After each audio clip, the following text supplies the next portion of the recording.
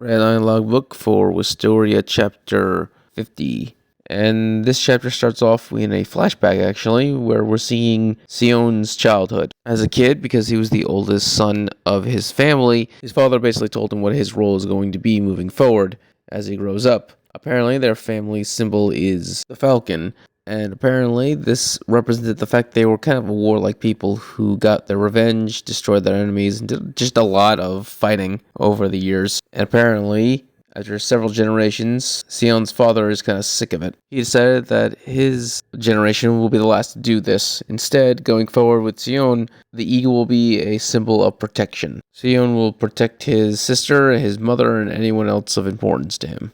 That is his duty as a member of the House Ulster. Sion accepts this responsibility and decides to visit his sister, who is currently sick in bed. His sister, Serene, actually feels bad for the fact that their father is putting so much pressure on Sion to take over the family, because as the oldest daughter, she should have been taking on some of that responsibility herself, but because she's sickly, it's all up to him. Sion's is perfectly fine, but Sierra points out that his dream is to become a Magic Wanda, and he can't really do that if he has to focus on becoming the family's protector. Sion's actually embarrassed that she even knew about this. Apparently, he didn't tell her, he was only telling his friends, but he doesn't inform her that she doesn't have to worry, because he still plans to become a Magic Wanda. He just also plans on using that power and authority to protect his family. This causes Siri to laugh, but not at him. We learn about what she's laughing about later on in the chapter. For now, we're back to the present, where the Thunder Legion just went on their expedition, and Sion is being asked what is he going to do. The problem is that Sion cannot summon a black flame lion. Even though he's got all the techniques, the spell, and everything down, the problem is he just lacks the will to do it.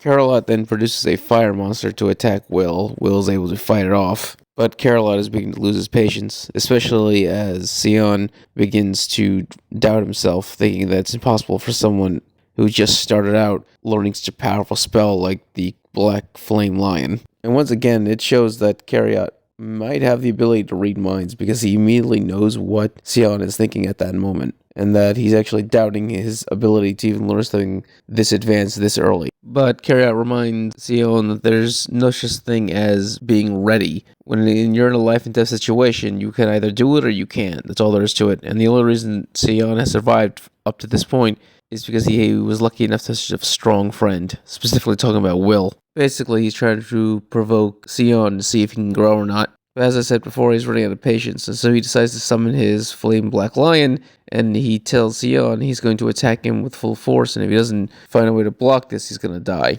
Sion still doesn't believe he can do it, and so Carriot decides to give him a little hint. He informs him that every mage basically has a seed inside of them, and that he needs to find a way to make it grow. Sion then decides to rush through all of the memories he has to try to get this seed to grow, and the memory he comes up with is the rest of that flashback with his sister. So the reason why his sister laughed when he said that he was going to become a Magic Wanda and protect the whole family is because she expected that to be his decision from the very beginning, because that's exactly what he did with his two friends. When one was getting into fights all the time and the other one was getting bullied, he basically told them that he was going to become a Magic Wanda, take them under his wing, and protect them forever.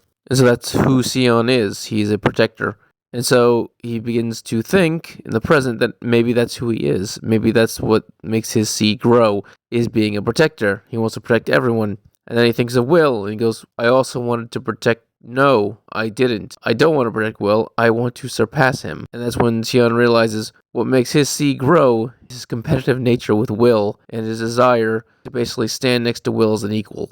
Sion then decides at that moment, if he's ever going to do that, if he's ever going to become stronger than Will, then he has to master this spell right here and now. But not just master it, make it his own. And so he decides to, instead of summon a black lion, he summons a black falcon. This is kind of obvious that he was planning on doing this from the very beginning of the chapter, when you had his father talk about the fact that the falcon represents their family, and the fact that Sion already rides around on a flaming falcon. This is just a more advanced one. And Carrot's generally impressed, because at this moment he actually thought that Sion invented a new spell, but he didn't. He just took the original spell of the Black Flame Lion and he altered it. So he didn't create a new spell, he just altered an already existing spell to match his style. Which I'm glad he did this, because the whole point of the Black Flame Lion is to basically be the ultimate defense while the mage just stands there and have it do all the attacking and defending for you. But the thing about Sion is that he wants to be able to fight up close and personal, just like Will. So with this Guardian,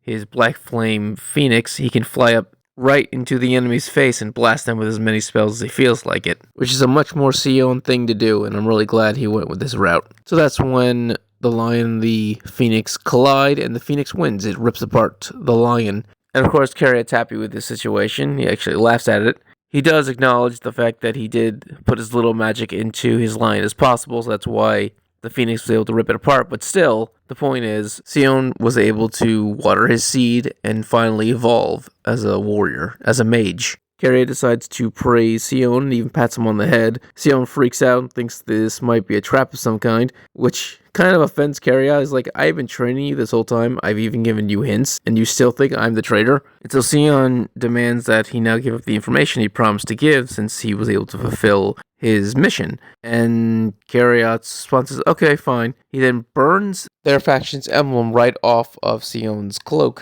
And the reason why he did this is because it's apparently a magical listening device. And so from the very beginning, every single one of these newbies has been tagged, and Gothica has been spying on them. That's the whole reason why they started transforming them into puppets. That's also the same reason why Julius was targeted. It's because everyone in Gothica knew these new people were spies, and therefore they needed to be taken care of. We then head over to Gothica, where there's one of them listening to all of the magical devices to hear what's going on. And of course, specifically listening to the Lightning faction, where they mention that they are currently on the 20th floor. And with that, the signal is basically given to the rest of Gothica that it's time to move out. It's time for them to destroy the tower. And of course, their goal is to get their hands on Ball, which is the inner workings of the tower that allows you to control all the guardians and such inside of it. So yeah, the attack commences, and we're about to start this arc off with basically a war in the tower,